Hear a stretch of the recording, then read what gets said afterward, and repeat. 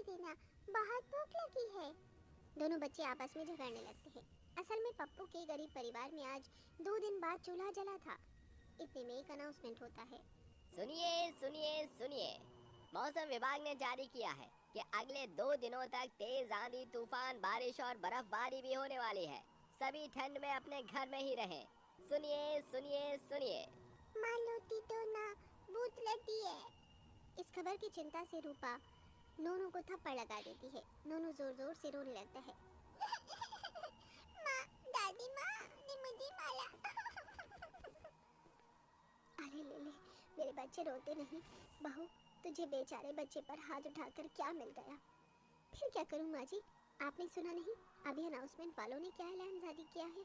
हमारा ये घर इस कच्ची कॉलोनी में है, वो भी जमीन के इतने गहरे में। कब से कहा था मैंने इन्हें मिट्टी सीमेंट भरवा कर घर ऊंचा करवा लो। अब अगर बारिश आएगी तो हम सभी इस ठंड में बेघर हो जाएंगे। मेरे बच्चे क्या इस सर्दी में सड़क पर रहेंगे? रूपा, मैं कोशिश कर रहा हूँ। अरे खाक में गई तुम्हारी कोशिश। तुम खुद ही देख रही हो, इस ठंड में मेरे पास काम धाम नहीं है। मुझे पता है कैसे करके मैं ये 2 वक्त की रोटी कमा रहा हूँ। मैं भी चाहता हूँ कि मेरे परिवार में सिर पर एक पक्की छत हो। एक गरीब की सारी जिंदगी रोटी कमाने में ही निकल जाती है। रोटी, कपड़ा और मकान की कीमत भला किसी गरीब से अच्छा और कौन समझ सकता है। देखते देखते शाम ढल जाती है और जोर जोर से बादल गरजने लगते हैं। मूसलाधार बारिश होने की लगती है और पानी तेजी से उनके घर में घुसने लगता है। हे भगवान, ये बारिश तो रुकने का नाम ही नहीं ले रही है। घर में पानी बढ़ता ही जा रहा है।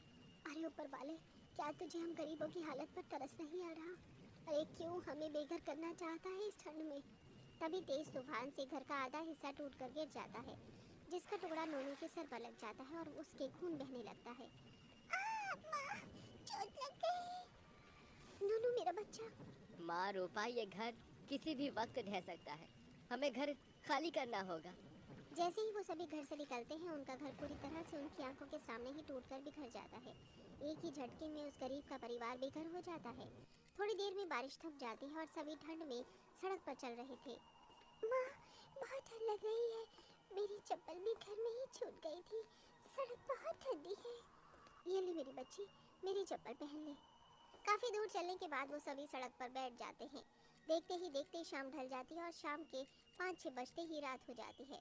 चारों ओर बर्फीली धुंध छा जाती है। पूरा परिवार हाथ पांव मोड़कर बैठ जाता है। एकदम खून जमा देने वाली कड़ाके की ठंड पड़ रही है। अरे ऊपर वाले, तो सारी परीक्षाएं हम गरीबों से ही क्यों लेता है? गरीबी भी हम गरीबों को दिखाता है, बेघर भी हमें ही करता है। देखते ही देखते रात बीत जाती है और बर्फ पड़ने लगती है। ठंड के मारे दोनों बच्चों के दांत किटकिटाने लगते हैं। माँ, पिताजी घर चलो ना, इस सड़क पर बहुत सर्दी लग रही है। हाँ माँ, घर चलो ना, देखो मेरे हाथ पैर कितने ठंडे पड़ गए हैं। इतने में एक बुलेट से पुलिस वाला वहाँ आता है और सड़क पर सोए गरीब लोगों को लाठी मार मार कर भगाने लगता है। उसी सड़क पर एक 70-80 साल की बुढ़िया फटा चिटा कंबल ओढ़े सोई हुई थी। पुलिस वाला लात मार कर उसे उठाता है। ए बढ़िया, चल उठ, चल। अबे चल उठ। अबे उठती है कि तुझे भी खर्चा पानी दूं? ये ले। हे ईश्वर, क्यों हूँ दरोगा बाबू? तुम्हारी लाठी क्या हम जैसे गरीब मजलूमों पर ही चलती है? बस कभी जाकर अमीरों का गिरेबान क्यों नहीं पकड़ते? साली बढ़िया तेरी तो। अरे रुक जाओ साहब। अरे क्यों बेचारी अम्मा पर अपनी ताकत का जोर आजमा रहे हो? अरे साले, तू है कौन बे? इसका मसीहा? एक तो तुम गरीब लोग सड़क पर जम जाते हो, इसे क्या बाप की जागीर समझिए? चलो उठो और भागो यहाँ से। चलिए अम्मा जी, हमारे साथ आ जाइए। हालातों की सताई बुढ़िया भी अब गरीब पप्पू के परिवार का हिस्सा बन जाती है। वो अमीर लोग महंगी रजाई में अपने बड़े बंगले में सो रहे थे, वहीं दूसरी तरफ वो गरीब बेघर परिवार उस कड़ाके की ठंड में ठिकाने की खोज में आधी रात में भी सड़क पर भटक रहा था। पूरी सड़क बर्फ से सफेद हो गई थी। अब ठंड 4 गुना बढ़ गई थी। सभी की हिम्मत जवाब दे रही थी। तभी गुड़िया बीच सड़क पर गिरकर बेहोश हो गई। माँ, गुड़िया दीदी। गुड़िया मेरी बच्ची, आंखें खोल। अजी देखो ना, मेरी बेटी कुछ बोलती क्यों नहीं? चुप हो जाओ रूपा, हिम्मत रखो। तभी सभी का ध्यान सड़क पार एक कूड़ेदान के खाली कंपाउंड में जाता है, जहाँ एक टूटा फूटा पाइपलाइन पड़ा था। अरे बेटा, वो देख, वहाँ एक पाइपलाइन है, चलो वहीं चलते हैं। लाओ रूपा, गुड़िया को मेरी गोद में दो। पूरा परिवार पाइपलाइन में बैठ जाता है। रूपा रो रो कर काफी देर तक गुड़िया का हाथ पैर मलती है। देख बेटी, बच्ची होश में आ गई। रूपा गुड़िया को गले से लगाकर और भी ज्यादा फुट फुट कर रोने लगती है। गुड़िया मेरी बच्ची, तू ठीक है ना? मुझे लगा मैंने तुझे खो दिया। दादी माँ, अब हम यहीं रहेंगे? हाँ बेटा, अब यही हम गरीबों का घर है। तभी बूढ़ी अम्मा के पास रोटी देखकर नोनू कहता है, बूढ़ी दादी, मुझे भूख लगी है, आप मुझे आधी रोटी दोगी? हाँ बेटा, ये ले तू खा ले ये। गुड़िया तू भी खा, भीख में मांगी हुई थी, आधी खाई थी, आधी बचा ली। सभी जैसे तैसे सो जाते हैं, मगर सुबह तक बूढ़ी अम्मा इस दुखदाई दुनिया को छोड़कर जा चुकी थी, जिसकी जिम्मेदारी सिर्फ गरीबी और ठंड का कहर ही था, जिसे देखकर सभी का दिल दहल गया। माँ, बुढ़िया दादी कैसे मर गई? दोनों, बूढ़ी दादी को ठंड लग रही थी, उनके पास घर भी नहीं था, वो सड़क पर ठंड में सोती थी ना, इसीलिए मर गई। गुड़िया दीदी, हमारे पास भी तो घर नहीं है, फिर तो हम सब भी ठंड से मर जाएंगे। मासूम नोनू के इस बात पर पूरे परिवार का दिल रो पड़ा। सभी की आंखों से टप टप आंसू गिर रहे थे। नहीं मेरे बच्चों, मैं तुम सबको कुछ भी नहीं होने दूंगा। मैं घर बनाऊंगा। माँ, रूपा, मुझे तुम दोनों का साथ चाहिए। हाँ मेरे लाल, मैं तेरे साथ खड़ी हूँ इस हालत में भी। अजी, मैं भी आपके साथ हूँ, हम अपना घर बनाएंगे। इसके बाद पप्पू, गोमती और रूपा तीनों लगकर कड़ाके की उस ठंड में कंपाउंड के कचरे की जगह की सफाई करते हैं। माँ, रूपा, आप दोनों जल्दी से घास फूस इकट्ठा करो, तब तक मैं लकड़ियाँ काट कर लाता हूँ। पप्पू इधर उधर से लकड़ी काट कर लाता और दोनों सास बहू घास फूस जमा करती हैं। मेरा तो बिल्कुल भी हाथ पाँव नहीं चल रहा। बहू, सूरज भी मुंह नहीं दिखा रहा कि थोड़ी राहत मिलती। फिर उसी समय पर कड़ाके की ठंड में मेहनत करके झोपड़ी बनाते हैं और चारों तरफ फूस लगाते हैं, जिससे उनका घर एकदम मजबूत हो जाता है। आओ बच्चों, देखो, बन गया हमारा घर। अरे वाह माँ, हमारी झोपड़ी कितनी सुंदर है, पर अगर ये भी हमारे पुराने घर की तरह टूट गई तो हम फिर से सड़क पर आ जाएंगे। नहीं गुड़िया, इस बार मैं इस घर को टूटने नहीं दूंगा। रूपा, वो तिरपाल देना। पप्पू झोपड़ी के ऊपर भी तिरपाल बांध देता है। माँ, रूपा, बच्चों देखो, बन गया हमारा घर। अब हम बेघर नहीं हुए। ऐसा बोलकर पप्पू अपने आंसू पोंछता है। फिर सभी झोपड़ी में आते हैं। माँ, दादी माँ, हम सोई सोई कहाँ करेंगे, बिस्तर तो है नहीं। अले ले ले, अभी दादी माँ अपने प्याले से राजकुमार के लिए बिस्तर बनाएगी। बहू, मुझे वो सारी फूस दे दे, मैं चटाई बना देती हूँ। फिर 2-3 घंटे लगाकर गरीब गोमती एक मोटी सी चटाई बीनती है, जिस पर पूरा परिवार सोता है। मगर जैसे दोनों बच्चे मुंह खोलकर खाना मांगना चाहते हैं। मैं जानता हूँ मेरे बच्चों, तुम दोनों को भूख लगी है ना। मैं कैसे भी करके कल तुम्हारे लिए खाना लाऊंगा। ठीक है पिताजी, हम एक दिन और भूखे छो जाएंगे। अगले दिन भगवान का नाम लेकर पप्पू काम ढूंढने निकलता है, जहाँ उसे मजदूरी का काम मिल जाता है, जिससे वो राशन पानी खरीद कर लाता है और सभी कई दिन बाद रोटी खाते हैं। थोड़े दिन बाद पप्पू अपनी माँ, बीवी, बच्चों के लिए स्वेटर और कंबल भी खरीद लेता है। राधिका, जल्दी से काम खत्म करके घर चलो। देख, तेरे ससुर की थाली में रोटी घट गई है, एक रोटी डाल दे। जी दादी माँ। बाबूजी, रोटी। नहीं बबीता बहू, मेरा तो पेट एकदम भर गया, अब जरा भी जगह नहीं बची। देखो, चंदन की थाली में रोटी नहीं है, ये उसे दे दो। फिर जैसे ही बबीता अपने पति चंदन की थाली में रोटी बढ़ाती है कि तभी। अरे नहीं बबीता, रहने दो, मुझे ज्यादा भूख नहीं है। मैं जानती हूँ बाबूजी, चंदन जी, कि हमारे घर की गरीबी के चलते ही आप लोग रोटी नहीं ले रहे हैं, कि कहीं बाकी लोगों को कम ना पड़ जाए। भगवान सारे दुख तो हम गरीबों को ही क्यों देता है? क्यों तो हम गरीबों को भरपेट 2 वक्त की रोटी भी नहीं देता? बाबूजी और चंदन जी दिन भर हड्डियां तोड़कर कमाते हैं और भरपेट खाते भी नहीं। ये कहानी है गुनीराम के घर की। बूढ़ी माँ कैंसर से लड़ रही थी। बीमार पत्नी और बेटे बहू के साथ 2 बच्चे रहते थे, मगर 2 वक्त की रोटी का दुख ही बड़ा दुख नहीं था। सभी बैठकर खाना ही खा रहे होते हैं, तभी अचानक जोर जोर से बिजली कड़कने के साथ आंधी तूफान चलने लगती है और बारिश होने लगती है, जिससे उनके घर की छत से मिट्टी झड़कर उनके खाने की थाली में गिरकर वो रोटी भी उनसे छीन लेती है। बिस्तर पर पड़ी गंगा उठे हुए ठंड से कांपने लगती है। ओह, बहू, मुझे कुछ उड़ा दे, बहुत ठंड लग रही है मुझे। मैंने तुझे कहा था ना बेटा कि छत की मरम्मत करा दे। तेरे बापू ने बनाया था सालों पहले ये कमरे का घर। इसे बने जमाने बीत गए। अब छत कच्ची हो चली है, कब गिर जाए कब ढह जाए कोई भरोसा नहीं।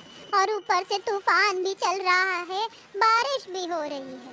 कहीं ऐसे में हमसे ये हमारी छत छिन गई तो कहाँ रहेंगे हम इस बारिश के बाद? ठंड भी बढ़ जाएगी। कड़ाके की ठंड में अगर हम बेघर हो गए तो कहाँ भटकेंगे? अम्मा, मुझे भी छत बनवाने की चिंता लगी हुई है, मगर मैं भी क्या करूं? आजकल जरा भी काम धाम नहीं है। हम जैसे जाने कितने ही गरीब लोग काम के भूखे बैठे हैं। ऐसे में हम बाप बेटे इतना ही कमा पाते हैं कि 2 वक्त की रोटी खा सके। तो गरीब गुणीराम ऐसा कह रहा होता है कि तभी अचानक घर की आधी छत गिर जाती है। सभी बारिश में भीगने लगते हैं। तभी 4 साल का चिंटू कहता है, माँ, माँ, जब भी बारिश होती है तो हमारे घर की छत से पानी कैसे टपकता है? क्योंकि हमारे घर की छत कमजोर हो गई है चिंटू। तो हम कोई दूसरा घर क्यों नहीं खरीद लेते नानी दीदी? क्योंकि हमारे पास इतने पैसे नहीं है चिंटू, हमसे भी गरीब है। उन नन्हे मासूम बच्चों की बातें सुनकर घर के सभी बड़ों का दिल भर आता है। तभी चंदन कहता है, बाबूजी, घर की आधी छत तो गिर चुकी है। ये आधी छत भी गिर गई तो ये घर ढह जाएगा। मैं जंगल जाकर बांस काट कर लाता हूँ, उसे नींव बांध देंगे तो ये कुछ दिनों तक टिक जाएगी। बेचारे दोनों भरी बारिश में भीगते हुए जंगल से लकड़ियां काट कर लाते हैं। तब तक उनके घर का अनाज, सामान सब भीग जाता है। भगवान, ये बारिश के पानी से सारा राशन पानी भीग गया, अब हम क्या खाएंगे? अरे थोड़ी तो दया कर ऊपर वाले। चंदन और गुणीराम छत के आधे टूटे हिस्से में बांस बांध देते हैं। बबीता बहू, कोई तिरपाल या बड़ी पन्नी वगैरह हो तो दे दे, छत पर लगा देंगे। बस ये फटा हुआ तिरपाल ही है, इसके अलावा कुछ भी नहीं। फिलहाल के लिए यही बांध देते हैं। इस तरह से फटे चिटे तिरपाल के नीचे उस गरीब परिवार की रात बीतती है। ऐसे ही थोड़े दिन बीत जाते हैं और अब कड़ाके की ठंड पड़ने लगती है, जिसके चलते आधी रात ठंड से चिंटू और रानी रोने लगते हैं। माँ, माँ, मुझे बहुत ठंड लग रही है। माँ, कुछ उड़ा दो ना। मुझे भी ठंड लग रही है माँ। देखो ना, हमारी छत खुली होने की वजह से ठंड और भी अंदर आ रही है। बबीता और चंदन दोनों ही एक एक बच्चे को गोदी में लेकर सुलाने लगते हैं। सारी मुसीबत इस ठंड में ही पड़नी थी। हम गरीबों के परिवार में छत खुली होने की वजह से ठंड मेरी बूढ़ी हड्डियों में चुभ रही है। दादी माँ, मैं अभी आग जलाती हूँ। ठंड से सभी की बिगड़ती हालत देखकर बबीता आग जलाती है। बेचारे सभी गिरी हुई छत के घर में आग ताप कर रात बिताते हैं। सुबह होते ही चंदन और गुणीराम काम ढूंढने निकल जाते हैं। इस ठंड में तो सड़क पर जरा भी काम धाम नहीं, फिर हम दोनों बाप बेटे को कौन काम देगा? चंदन, चल मनचंद जी के पास चलते हैं। इस ठंड में उनके ईंट भट्टी पर ईंट बनाने का काम चल रहा होगा। दोनों ईटा भट्टी पर आते हैं। जय राम जी की मालिक। गुड़ीराम, तुम इतने दिन बाद? मालिक, हम दोनों को भी अपने ईंट भट्टा पर काम पर रख लीजिए। इस ठंड में हमारे घर की छत गिर गई है, बड़ी दिक्कतों का सामना करना पड़ रहा है। माफ करना गुड़ीराम, पर तुम तो देख ही रहे हो, पहले ही भट्टी पर कितने मजदूर काम कर रहे हैं। इस ठंड में काम धाम बड़ा ही ढीला चल रहा है। मैं तो इन्हीं की दिहाड़ी नहीं दे पा रहा। फिर बेचारे दोनों बाप बेटे खाली हाथ वहां से लौट जाते हैं और सड़क पर चलने लगते हैं। चारों तरफ धुंध छाई होती है और बर्फ भी गिर रही होती है। घर लौटकर वो देखते ही कि उनकी छत का बाकी का आधा हिस्सा भी टूटकर घर में गिरा हुआ है और सभी घर के बाहर ही कड़ाके की ठंड में बैठे होते हैं। अजी, कहाँ थे आप दोनों? देखिए, हमारी पूरी की पूरी छत गिर गई है। अब हम कहाँ रहेंगे? घर की छत को पूरी तरह टूटा हुआ देखकर गरीब गुणीराम की हिम्मत टूट जाती है।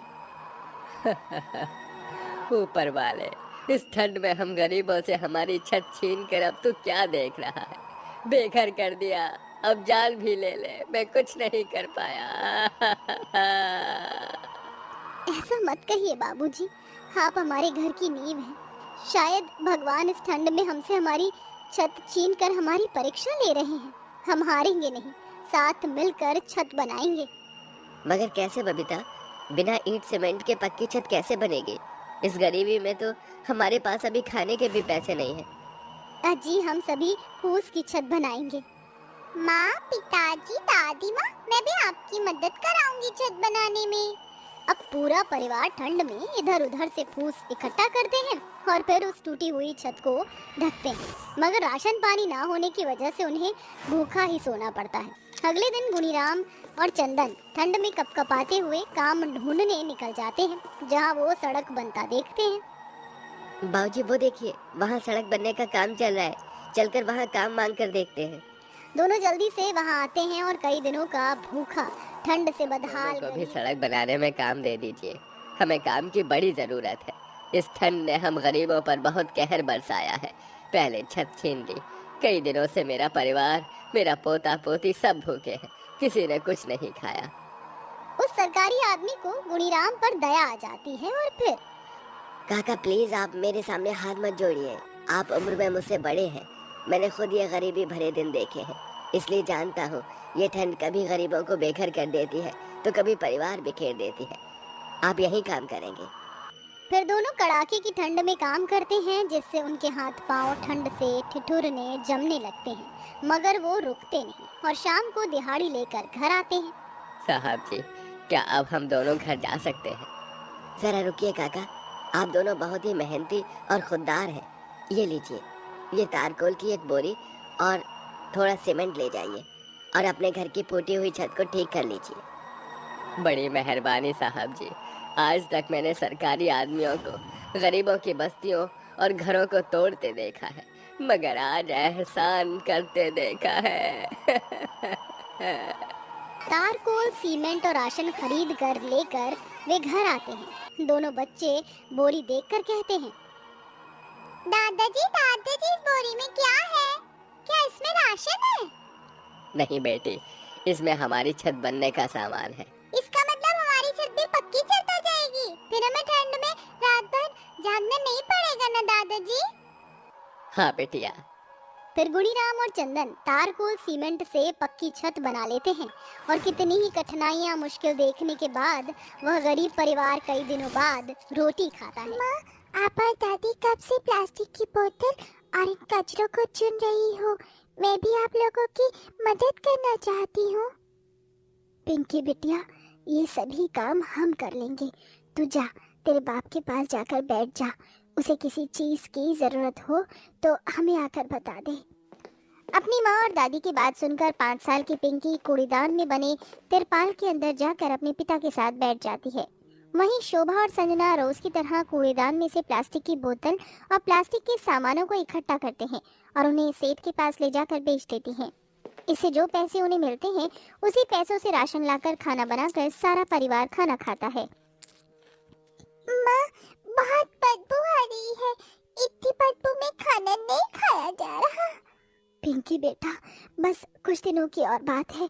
हम जल्दी से इस कूड़ेदान से निकल जाएंगे और किसी साफ सुथरी जगह रहेंगे। मेरा पेट माँ जी। क्या हुआ संजना, बहू तो ठीक तो है ना?